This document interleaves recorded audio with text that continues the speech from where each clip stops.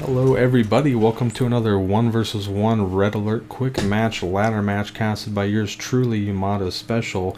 We're here on the map Keep Off the Grass, which has seemed to make it into the ladder currently, is still being played here on ladder matches after the patch. In the top left hand side here we have MrWhiskers, wonderful name here, looks like he's playing USSR, looking to push out here with some units. And in the bottom right hand corner we've got Livinincalifornia also playing Soviets, so we're going to have a Soviet versus Soviet matchup, and very exciting here. We've got two barracks coming down here for Livinincalifornia, of course, hoping to build the units faster with a very short distance on this map. Looks like MrWhiskers also doing the same thing, putting down a defensive flame turret very early as well. But yeah, the very short distance here, we've got grenadiers coming out, just too much to talk about right now. The short distance here is makes it very prone to having rushes, so that's why we see the double barracks. This is very different than Rena Valley or some of the bigger maps. Looks like Livinincalifornia getting that Grenadier micro off, destroying that wall. Probably going to be seeing a refinery come down here very soon. There we go, the ore truck moving to the middle, trying to capture these gems.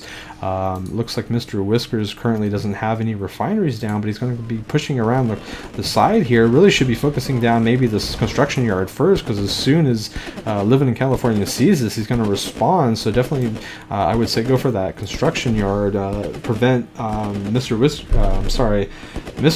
go for the construction yard. That's what I'm trying to say here. Okay, looks like he's Livinincalifornia is going to bring the grenadiers, and he's actually going to be able to save this construction yard. So you can see exactly what I said here. Would like to see that construction yard go down, but good job for Livinincalifornia. MrWhiskers aggressively pushing with rifle infantry to the refinery, destroying the economy here for Livinincalifornia. So what is he going to do?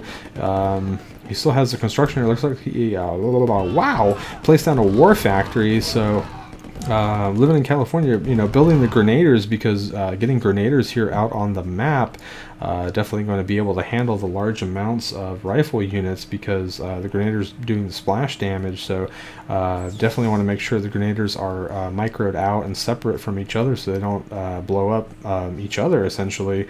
But great hold there by Livinincalifornia. Looks like he sold the barracks, trying to get a little bit more money here since his refinery was taken out. So what is he going to do? Probably doesn't have any money for tanks, so yeah, definitely want to sell that war factory. He's kind of just debating right now, what can I do here? We can definitely use the harvester to your advantage. I mean, there's really nothing that this thing can do anymore, so why not add it to the army? But hey, look at this. He has enough money for another refinery, which is great. He's going to have to go ahead and kill this scout here, and also this MrWhiskers pushing down here with some riflemen. Let's see what's going on back here, though. MrWhiskers still has the flame turret.